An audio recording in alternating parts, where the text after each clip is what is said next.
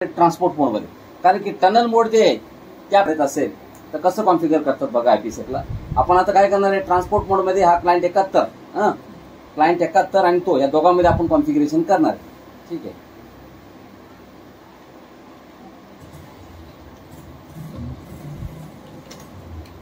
तर चला पहिले सर्व्हरवरती जाऊ आपण आणि सर्व्हरवरती आयपीसेक कॉन्फिगर करू. ट्रान्सपोर्ट मोडमध्ये जर आयपीसेक कॉन्फिगर करायचं असेल तर त्यासाठी तुम्हाला जावं लागेल रनमध्ये. बघा याचं प्रॅक्टिकल जे तुम्हाला लिहून नाही घेता येणार, या तुम्हाला फक्त तो व्हिडिओज काढावा लागेल आणि तो पण व्यवस्थितपणे काढून तुम्हाला जमेल की मला गॅरंटी नाही. चला बघा प्रॅक्टिकल बघून घ्या. तर कमांड इथे MMC Microsoft management console, file मेनूमध्ये जा, add remove snapping.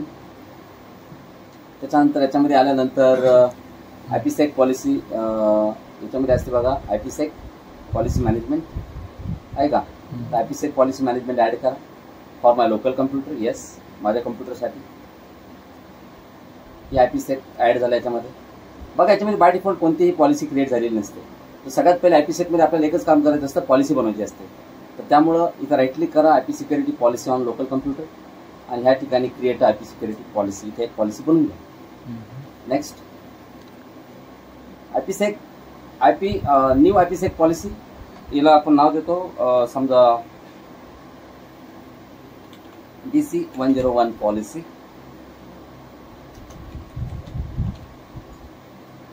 Next don't activate the default response rule. Default response rule activate करू नका, कारण की हा डिफॉल्ट रिस्पॉन्स रूल जो असतो म्हणजे हा ऍक्च्युली काही कामाचा असतो, कारण की हा ओल्ड ऑपरेटिंग सिस्टम, जे जुनं ऑपरेटिंग सिस्टम होतं ना, विंडोज 2000 वगैरे त्या काळामध्ये हे वापरत होते, आता नाही वापरत. आणि एडिट द प्रॉपर्टीज तुम्ही नाही जर क्लिक केलं तर तुम्ही नंतर प्रॉपर्टी एडिट करणारच आहे. इथं येऊन तुम्ही इथे क्लिक करणारच. तुम्ही जर तिथे क्लिक ठेवला असतं तर डायरेक्ट असं ओपन झालं असती, असं ओपन झालं असतं. चला आपण आता बनवली पॉलिसी. काय बनवली? पॉलिसी. आता आपल्याला पॉलिसीमध्ये रूल बनवायचे. काय बनवायचे? रूल. आता रूल कसे बनवायचे बघा.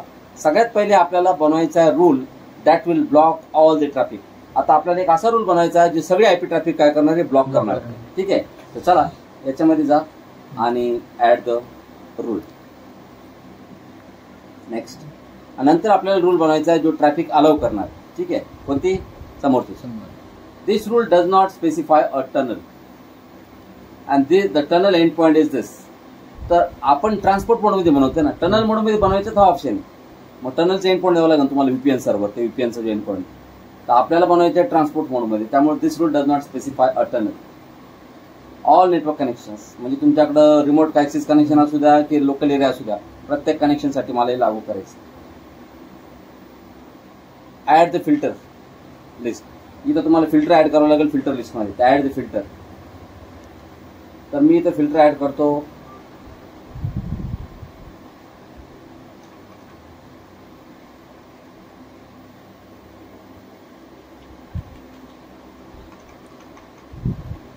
Block all.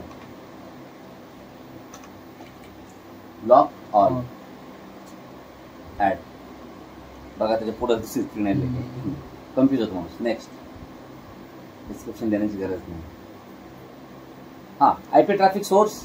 ट्रॅफिक कुठून येणार आहे?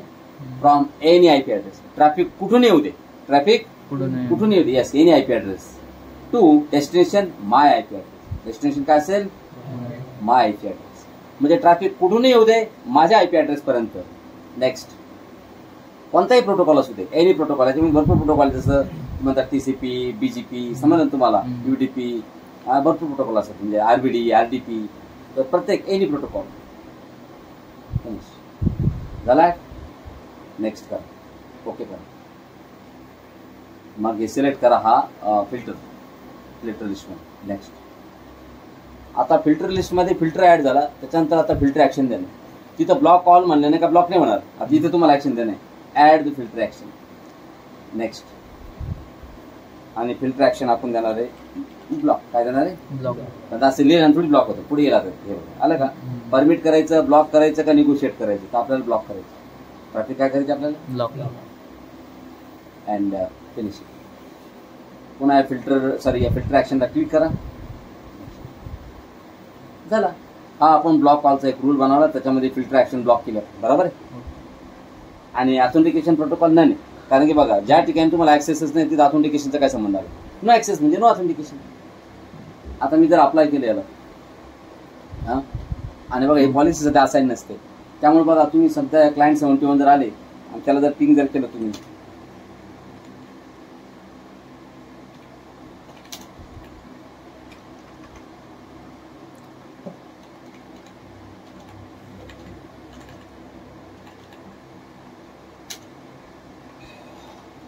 पिंग होतं की नाही?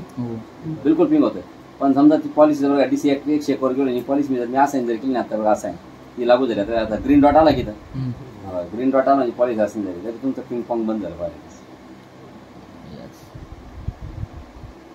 झालं पण, कारण की सध्या DC 101 वर आपण असा IPsec मध्ये असा रूल बनवला आहे की that will block all traffic. Traffic काय करणार? तो ब्लॉक करणार. तर चला, हे कम्युनिकेशन होणारच नाही आपल्याला. आपण मी पुन्हा आता एक काम करू, याला राईट क्लिक करून अनअसाइन करू आणि आता पुन्हा या पॉलिसीमध्ये जाऊ आणि आता एक रूल बनवू नवीन, आणि तो रूल काय करेल? त्याला अलाव करेल. कोणाला? क्लायंट 71 ला. बरोबर आहे. चला, ऍड द रूल. आता या ठिकाणी नेक्स्ट, पुन्हा this rule does not specify a tunnel all network connections, आणि इथं फिल्टर लिस्ट नवीन ऍड करा आणि आपण इथं नाव देऊ आता अलाव क्लायंट. असं नाही की त्याचं नावच द्यायला पाहिजे, इथं काही द्या तुम्ही, आज काही फरक पडत नाही, पण आपण मिनिंगफुल देऊ तुम्ही. IP traffic source from a specific IP address. हा, स्पेसिफिक IP ॲड्रेस. कुठून ट्रॅफिक आली पाहिजे? 190 आलेली पाहिजे. 192.168.1.71. जर ट्रॅफिक इथून येत असेल कुठपर्यंत? माझ्या IP ॲड्रेस पर्यंत, to my IP address. Okay, any protocol, कोणताही प्रोटोकॉल असू दे. ओके, हे झालं. इथं ओके करा. आता हा झाला फिल्टर. याच्यामध्ये आता नेक्स्ट केलं की फिल्टर ऍक्शन. आता ऍड करा. फिल्टर ऍक्शन काय राहील? अलाव. पण नुसतं अलाव नाही करायचं आपल्याला, नेक्स्ट करा. हा, इथं आपण करणार आहे निगोशिएट. काय करणार आहे? निगोशिएटचा अर्थ होतो त्याच्याकडे जर IPsec जर असेल तरच अलाव कर, नाही तर अलाव करू नको. समजलं का तुम्हाला? निगोशिएट म्हणजे दोघांकडे पण IPsec पाहिजे. नुसतं अलाव जर केलं तर मग त्याच्याकडे परमिट केलं तर त्याच्याकडे IPsec असू केलं सुद्धा अलाव होऊन जाईल. बरोबर आहे. Next, do not allow unsecured communication. Unsecured communication allow करू नको. इंटिग्रिटी आणि इन्क्रिप्शन हे आला आता, समजलं तुम्हाला? तुम्ही कस्टमर जर गेले ना, हे बघा SH, AH आणि ES आहे की नाही? ऑथेंटिकेशन हेडर आणि इनकॅप्सुलेटिंग सिक्युरिटी पेलोड. तर आपण काय करू? दोन्ही घेऊ, म्हणजे त्याच्यामध्ये AH पण येतं आणि ESP पण येतं, म्हणजे इन्क्रिप्शन प्लस इंटिग्रिटी. अलाव. आता ऑथेंटिकेशन प्रोटोकॉल आहे. कोणतं ऑथेंटिकेशन वापरायचं तुम्हाला? आता या दोघं जण डोमेन मध्ये, म्हणून आपण कर्बोराईज घेऊ शकतो. काय घेऊ शकतो? पण जर समजा दोघं डोमेन मध्ये नसेल तर, किंवा तुमच्याकडे जर CA आहे तर मग डिजिटल सर्टिफिकेट वापरा. डिजिटल सर्टिफिकेट पण चांगला कन्सेप्ट. नाही तर मग तुमच्याकडे CA नाही आहे आणि ऍक्टिव्ह डिरेक्टरी डोमेन पण नाही, मग तुम्ही प्रीशेड की वापरा. जिकडे जी की असेल तीच की त्याच्याकडे पाहिजे. तर दोघांजणांसाठी सेम की कॉन्फिगर असेल. आपण ऍक्टिव्ह डिरेक्टरी वापरू. दोघं डोमेन मध्ये ना, ऍक्टिव्ह डिरेक्टरी वापरू.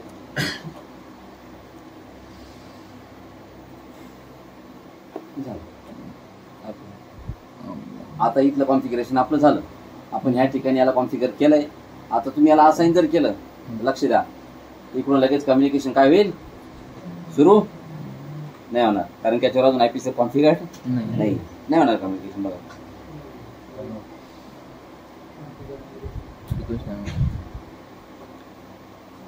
दोन्ही साईडला IPsec निगोशिएट करते ते. झाली तर IPsec सापडलंच नाही. IPsec जर सापडलं असेल कसं होणार? तर इथं पण आता तेच काम करायचे तिथे केलेले. बरोबर आहे. MMC पुन्हा client मशीनवरती.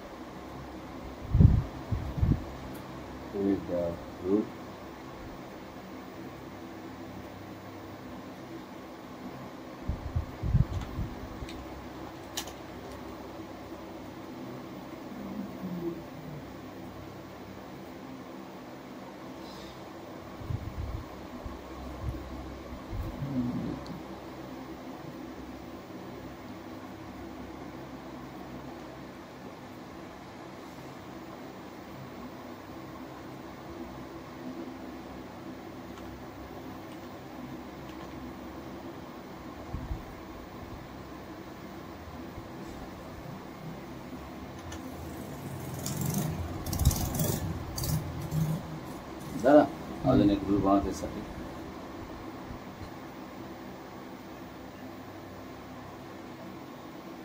allow DC but not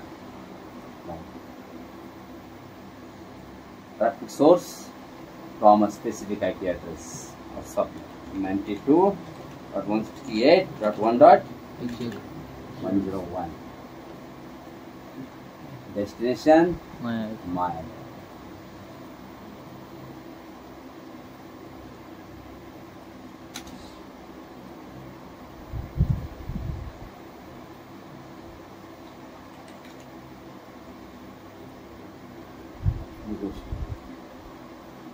okay finish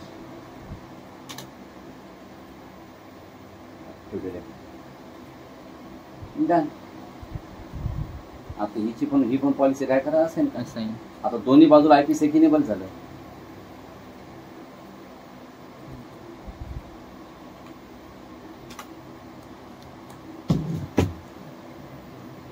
पिंग काही रिप्लाय येणार नाही. थोडंसं काही वेळ रिक्वेस्ट अमाऊंट चालत, कारण की ते निगोशिएट करायला नाही एकमेकाला. ते सिक्युरिटी किती केली तरी बरोबर आहे. तिकडनं बघा टेस्ट करून लागलास इकडून त्याला टेस्ट करायला.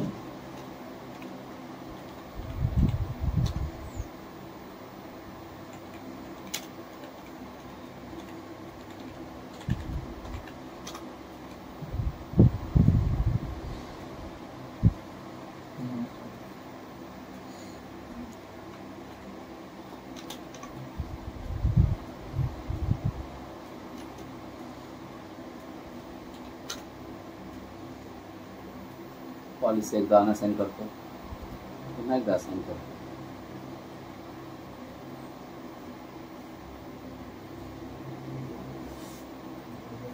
झालं. मध्ये मी अनअसाइन केली पॉलिसी, तर ते रिक्वेस्ट अमाऊंट आलं होतं. आता झालं की नाही बरोबर. ते अनअसाइन केल्यामुळे रिक्वेस्ट अमाऊंट आलं होतं. ठीक आहे. आता सर्व्हरवरती जा.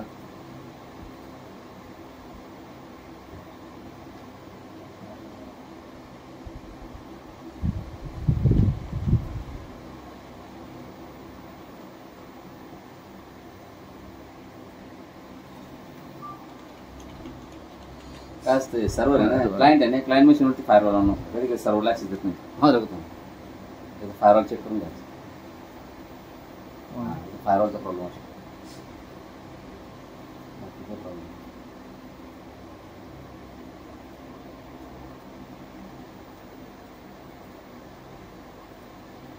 आहे ना म्हणून तुम्हाला फायरवॉल